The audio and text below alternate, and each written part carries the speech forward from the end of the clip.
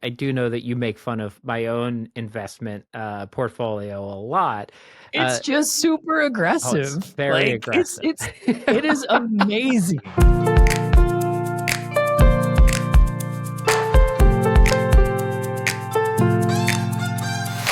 Well, thank you for tuning in to today's Land and Everything Else podcast. I am joined by a dear longtime friend of mine, Jamie Hopkins. Jamie and I have known each other for about a decade now, give or take. He's the Chief Wealth Officer at Bryn Mawr Trust and CEO of Bryn Mawr Capital Management. We met when we were both associate professors, right? Back in the day. Yeah, we did back at the American College. I was in the bullpen then too. I don't know if you remember that little alcove of desks and sitting back there. I know. And now here we are. And we've both done things with our lives and careers. It's been a good one. It's been a good decade, I'll tell you that. Well, thank you so much for joining me today. What I want to talk about with you and why I thought about you in this episode is I know you've written a lot and spoken a lot in the retirement space, but what people might not know about you is that you've written quite a bit in that build up to retirement space, that accumulation space. So today, I'd like to have a conversation in two parts. I'd like to talk about wealth management from the standpoint of building wealth, and then from the standpoint of retirement and kind of wisdom, what you've got along the way and what you've learned. And I'm going to tee it up a little bit just with a conversation.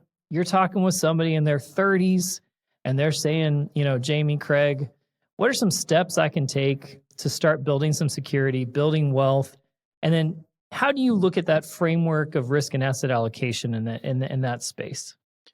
It's a great conversation point, Craig, around, how do you start off? And a lot of what you hear in the wealth management space is about diversification and the importance of that. And I'm not here to downplay that, but I do know that you make fun of my own investment portfolio a lot. It's just super aggressive. It's very aggressive. It is amazing.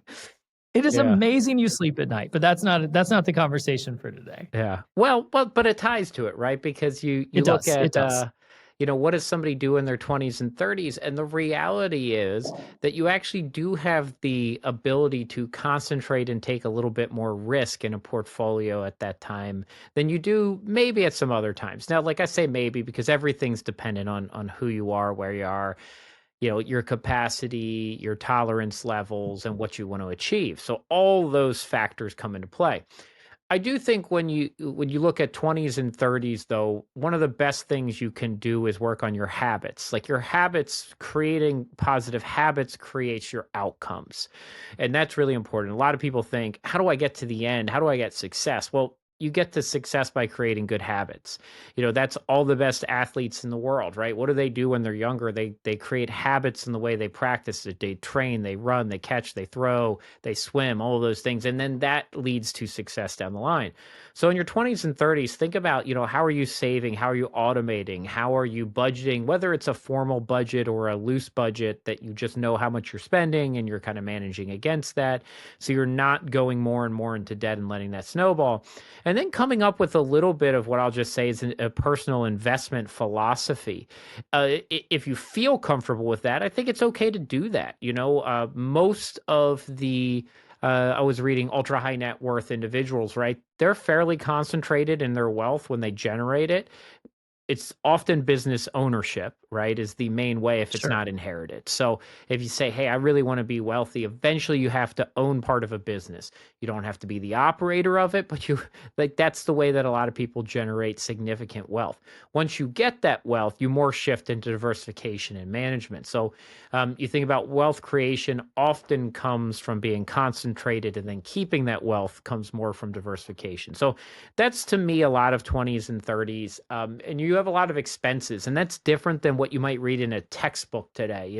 Craig, right, you and I worked on textbooks, and the reality of 30s financial planning advice from the 1990s today is it's different. And we have to acknowledge that when you're going to buy a home, if you're going to buy, how many kids are you going to have? What are you going to do with them? And at what part of your life cycle are you getting married or not? That's all shifted out there in the world. It's not absolutely as one size fits all as it used to be. Well, and what I think I've gotten to in my career a little later on is, I used to think early on it mattered so much what you were investing in when you were young, right? There's those ideas that the S&P is at a target date fund. And I'm kind of beginning to believe it's more important that you're chunking 25 or $50 a week away than actually what you're chunking that in. And I'm starting to think that developing that positive saving habit, putting money in a retirement plan, being able to build equity in something, maybe your house, a rental house, something where you're putting money aside. I think that habit maybe is greater than any addition you'd get from, an S&P v target date argument or conversation. I think that's true. The ultimate difference in performance in the investment vehicles. Now, over 30 years, it can be very substantial. In your first 5 or 6 years, like again, when you compound that again, you can make the argument as substantial, but that's not the be all end all substantial part when you live through life. It is, right, making sure you are saving, make sure you are putting things away, and that you're building those experiences and habits along the way. So you get the experience of taking on some risk and some of them not working, learning from it, maybe changing your philosophy. Like that's okay. And it is one of the reasons though, and you've heard me say this before, I do think that right as you're getting started saving, that should not be your most aggressive time period. So when you're like 23 and it's the first money you've ever put aside, I do think just some experience of putting the money away and not seeing it disappear is important. We behave how we experience things in the world and emotions. And if your first experience is I put $5,000 away in my first job and I lost it all, that's true. That's not a great experience to continue on that path. So you start taking more risks when you can actually manage that capacity. My Bitcoin or crypto story was when I first invested in crypto, which was a while ago, about 10 years ago now, right around, almost identical to 10 years ago. It was 2014. I asked myself the question of what am I okay with going to zero, right? That was my only parameter around it. And I didn't view it as investing at that point either. I viewed it as kind of just understanding the market. You and I actually might have even talked about that back then when I did that. I think so. I just said, what am I okay with going to zero? And it wasn't a whole lot of money then. It would be a larger amount of money for me today, but that's okay to have that change over time. I wouldn't have done that, from a behavioral standpoint in my very first job. So I've got a carve out in the space in the 30s again. One of the things I run into at U of I, I've got a lot of students and we're watching TikToks and Reels and, you got a lot of personal finance coaches, gurus, whatnot. And a lot of them come to me and they ask about crypto, Bitcoin in particular, but specifically they're now a lot about real estate, rental property, that kind of thing. To the extent that I've always been a believer, if you have experience in that space and if you're handy, then you don't have to pay the property management so much, it can work out. But you're getting more and more of that absorption of, okay, well, my path to wealth is going to be this, real estate rental path to wealth, or my path to wealth is this. What kind of thoughts do you have around, advice to give younger folks when they kind of hit you with that social media perspective? Or is there something there? Let me break that apart into 3 pieces. Number 1, it's the social media influencers giving advice. Some people give great advice, but even some of the most thoughtful, well-versed, intelligent people, when they post on social media, when they do videos and threads, myself included, you're looking at a very small snippet, 30 seconds, True. 2.5 minutes, 140 characters on a topic in which there are entire volumes of the legal tax code written around, that there are tens of thousands of legal cases around. And actually, the reality is most of it is super nuanced and complex. I saw an advisor I know, very, very good advisor, was doing a Roth conversation about mega backdoor Roth and how you can put X amount in. And I just remember I was looking at it this week and I was like, I wouldn't say that there was necessarily anything wrong with it, but a lot of the nuance was missed. It was like, hey, you can contribute this much, but then really their story was doing an in-plan conversion. And I was kind of like, well, technically there's no cap on in-plan conversion. So this person was like, do a mega, Roth contribution by doing an in-plan conversion of $46,000 a year. I was like, well, you could do a $46 billion Roth conversion internally if you actually had that. Like, so there is no cap on that one. So some implication that this was a special dollar amount and you could get to it. And it was like, yeah, but the nuance there was completely lost if you really dive into it. And that's a silly kind of example I just saw this week, because there was nothing wrong with the post in and of itself, but that nuance was lost even from a really high quality person that actually knows that too. And then when you dive into areas where people are very loosely regulated or no regulation at all, and are really making most of their money off of the funds on the back end from clicks, that's a very different proposition. They are not there to give you the best advice. They are there to generate views, clicks, engagement to the point where that's where they're making their money. That's a different area. And so you have to be careful about any of that type of advice and going too far off of small pieces. Okay, that's part one. Maybe too long. I like part one. I agree entirely with part one. Yeah. And so help me if I run into another financial dream coach. Yeah. So I know one of my friends, you know him well too. One of your friends, Tyrone Ross, just posted, right? Don't take financial advice from influencers that aren't regulated, period. Full stop. Right? The end. That's super simple. Moving off of that one, real estate.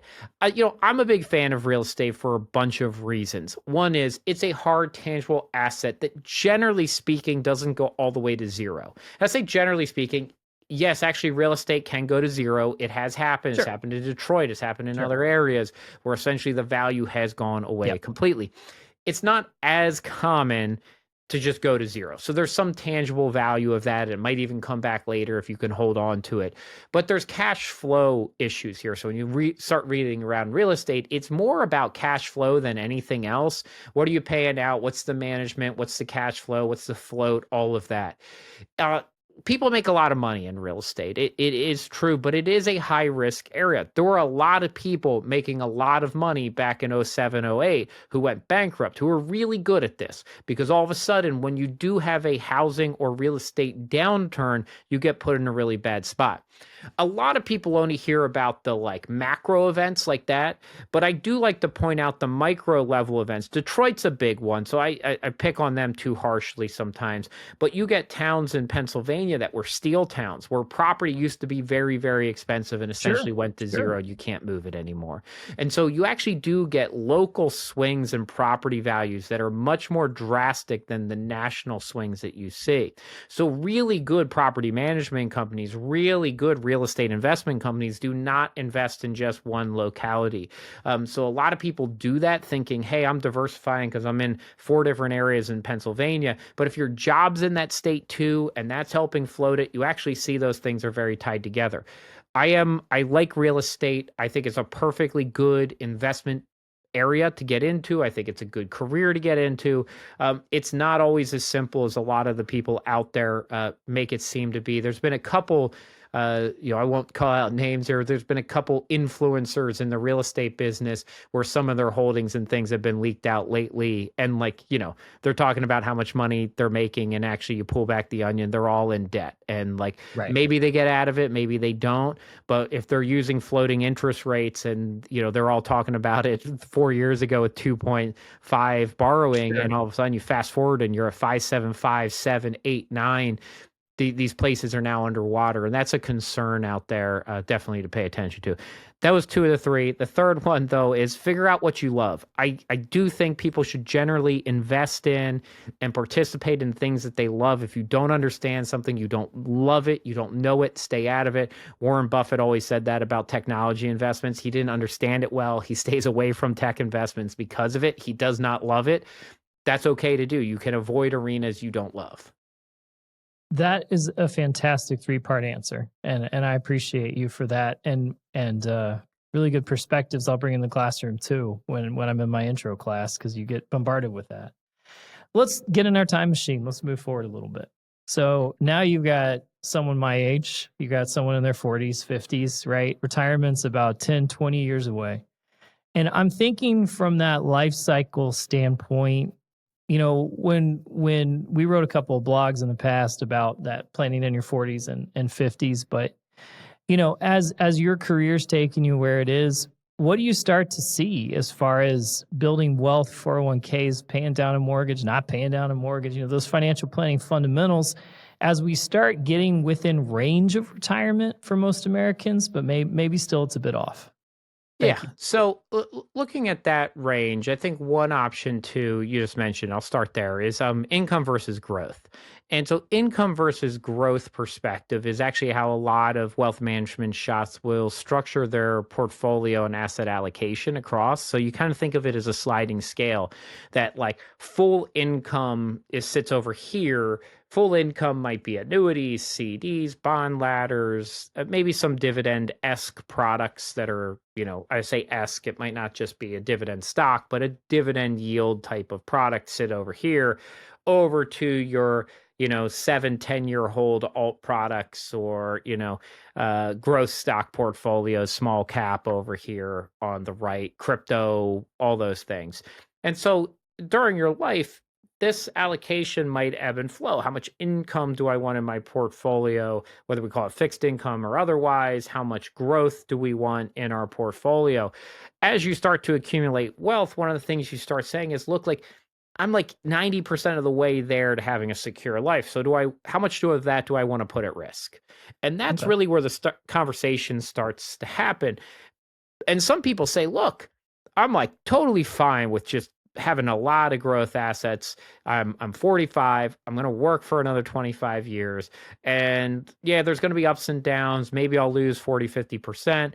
But if I hold this for 25 years, I feel like I'm going to be okay. And they will ride that. Other people say, look, I don't know what the future holds. I'm pretty close to okay right now. So I'm, maybe 50. I don't want to put a lot of this at risk anymore, but I don't want to take zero gains because actually that increases my risk of running out of money over time if I'm not keeping up with inflation and other things. So that's part of that dynamic. I do think the right asset allocation mix is a super interesting conversation. It has shifted a lot from when you and I started in this business, where the traditional 60-40 was much more of the guiding architecture for investment management. And it's really shifted. It hasn't gone away, but I think the introduction of crypto at 1-2%, I think the realization that your real estate should be and your land should be part of your investment allocation conversation, whether it's a REIT, whether it's direct holdings, whether it's a collective trust, some other vehicle, but how are we dealing with this? To the alternative-based private market side, which has grown substantially, private credit, traditional private market investments, other alternatives, collectibles, wine has grown and done very well. High-end art is still a big market out there. And all of this can come into your portfolio and start to create a mix. And, I think in a couple areas, though, I think the public market world, for better or worse, while there is volatility there, I'm a very big fan of that. There's been a lot of stability in there. We've got, I'd say a well-regulated, machine there. It works pretty well. The public markets have been solid in that regard. You get to some areas like private credit, while it has performed well as of recently, has very minimal regulations around it. So the only reason I bring that up is historically, areas with super low, almost minimal regulations have had problems, right? It's just a reality that people look at it, they're overselling things. They're not going to follow through. What happens when they offload those deals to somebody else and they start servicing them? Are they going to be as good as the first group was? So there are places like that to pay attention to. I know in the wine world, unless you're working with really high quality, the kind of holders of it, I'm drawing a blank on the name, but the storage facilities and auctioneers, there's been a lot of fraud in that business, as people siphoning in and out the wine and all of those types of things, redoing labels. Art's kind of the same world. So you have to be careful as you enter into those businesses that you're doing it in a very high level and professional to mix that into your allocations. Again, if you don't understand something, you don't like it, I wouldn't include it in that mix. Last thing I'll say about that age range there, that 45 to 55 is that is your peak earning years. We used to talk about it being like late 50s. I think it's like 47 or something now. I should look that up again. But it's actually like moved into your late 40s as the peak earning years in the United States.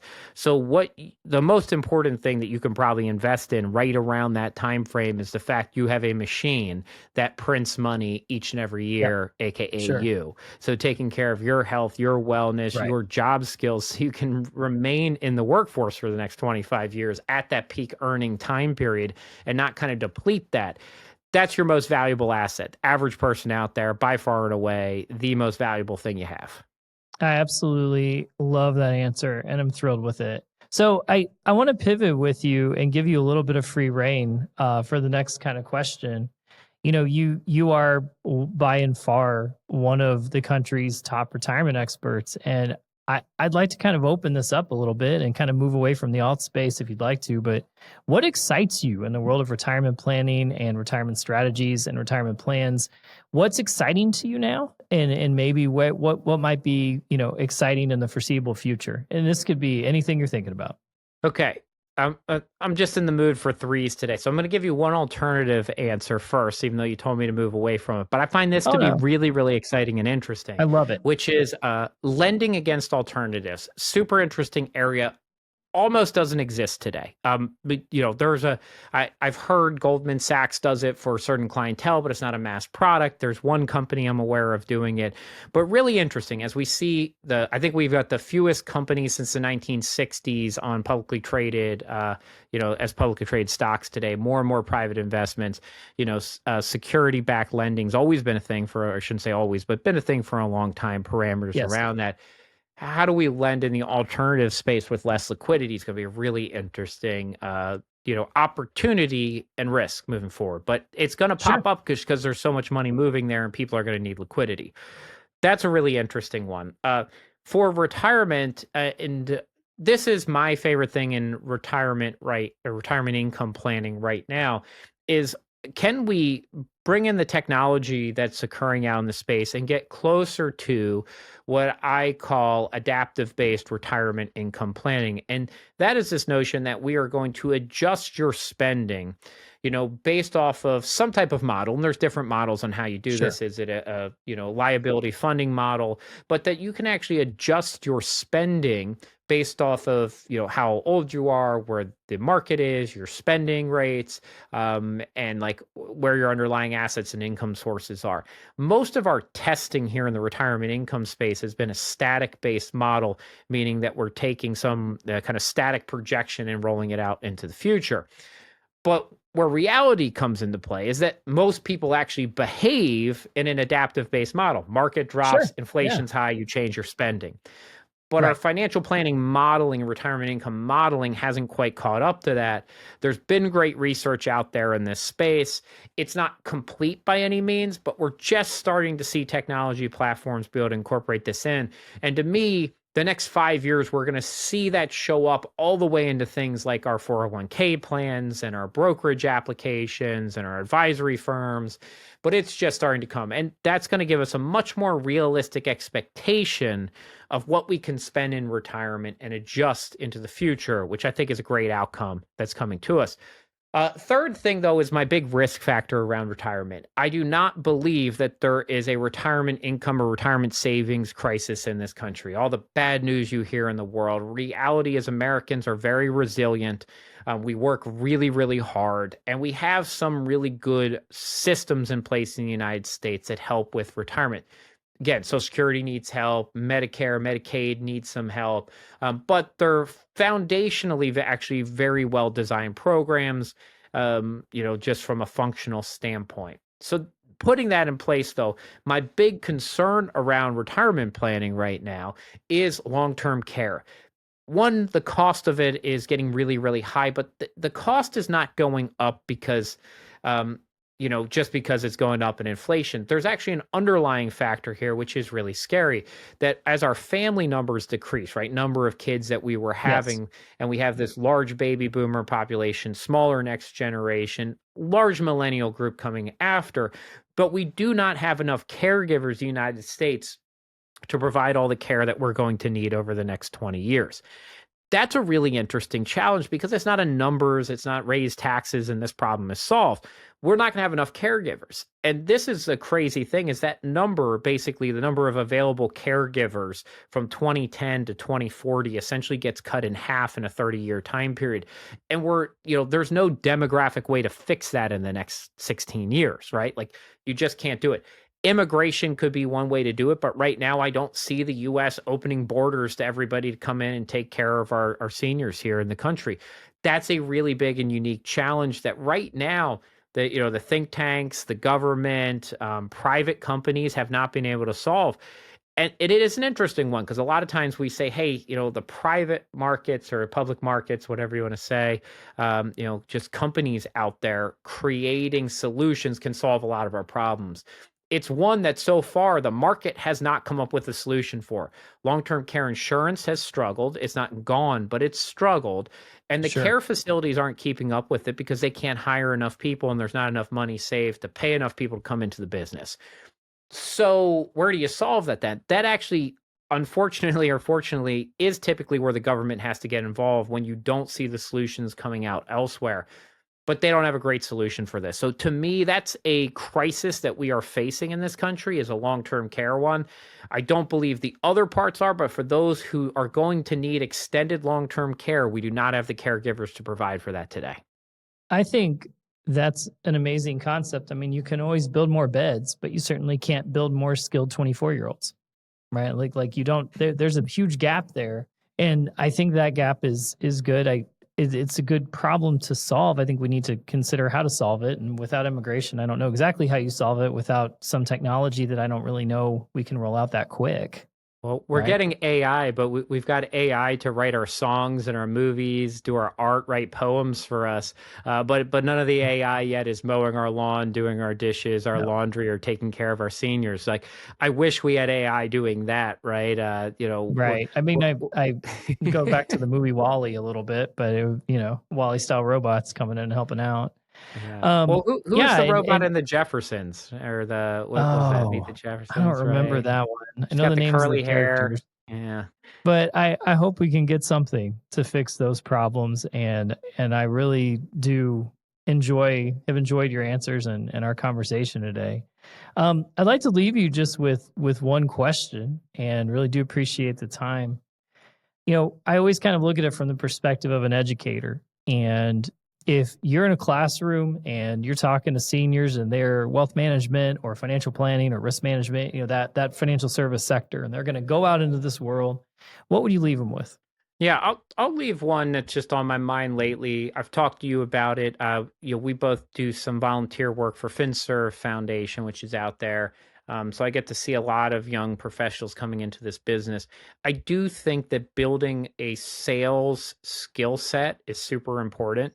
Every part of life is actually sales. That's just a reality of thing. It's not all like, hey, here's a list of names, go call them sales, but you're selling yourself, you're selling your company, you're selling the services internally or externally that you're delivering.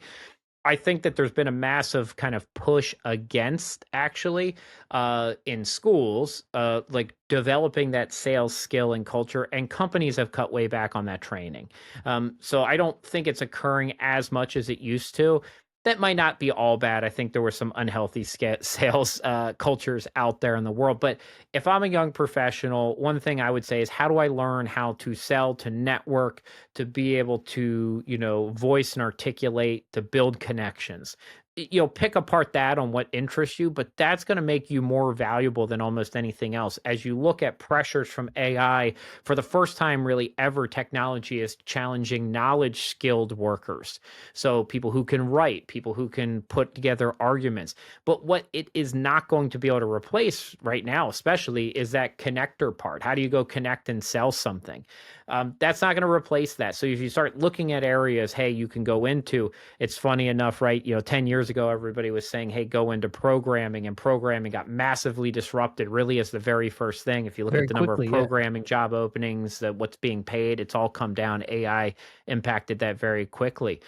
So think about things that are harder to replace: building connections, human connection, networking. That stuff is going to be harder to replace with technology systems coming into play. And I agree entirely with sales. I think there was a period of time where there was this kind of philosophy, and correct me if I'm wrong on this, but the idea was, well, I'm going to get a job in the RIA space because it's salaried and it's not a commission job, right? And I can come out of college and I can have that security.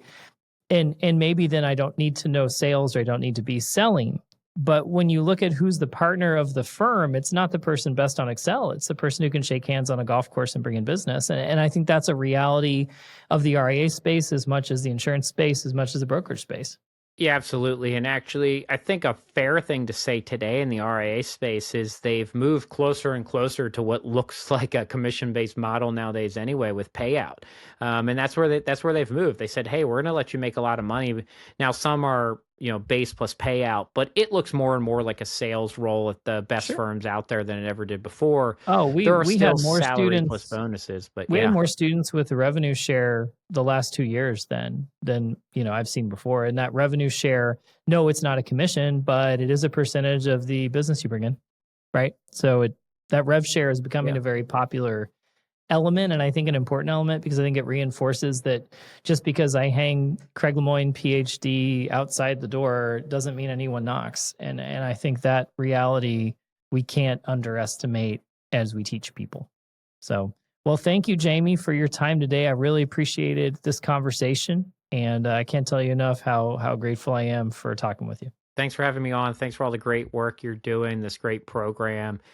Including land and, all of that into the conversation, super important. So thank you.